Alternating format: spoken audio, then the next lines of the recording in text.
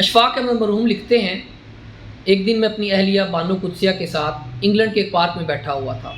وہاں کچھ تبلیغی جماعت کے نوجوان چہل قدمی کرتے ہوئے آ گئے۔ اتنے میں مغرب کا وقت ہوا، انہوں نے وہیں جماعت کرانی شروع کر دی۔ ان کو نماز پڑھتا دیکھ کر نوجوان لڑکیوں کا گروپ ان کی طرف لپکا اور ان کی نماز مکمل ہونے کا انتظار کرنے لگا۔ میں نے اپنی اہلیہ سے کہا، آؤ چل کے دیکھتے ہیں ان کے درمیان کیا بات ہو رہی ہے۔ مرحوم فرماتے ہیں، ہم دونوں میاں بیوی وہاں چلے گئے اور نماز ختم ہونے کا انتظار کرنے لگے۔ جیسے ہی نماز ختم ہوئی، ان میں سے ایک لڑکی آگے بڑھی اور ان سے بولا، آپ کو انگلش آتی ہے؟ تو نوجوان نے کہا، جی آتی ہے۔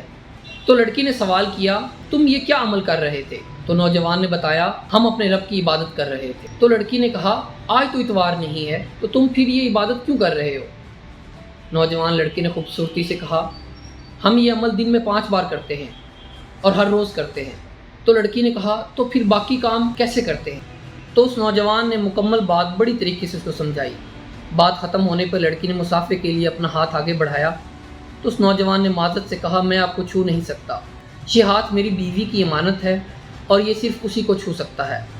یہ سن کے لڑکی زمین پر بیٹھ گئی اور پھوٹ پھوٹ رونے لگی اور کہنے لگی، اے کاش یورپ کا نوجوان بھی ایسا ہوتا تو ہم کتنی خوش نصیب ہوتی۔ اور پھر بولی، کتنی خوش نصیب ہوگی وہ لڑکی جس کے تم شوہر ہو۔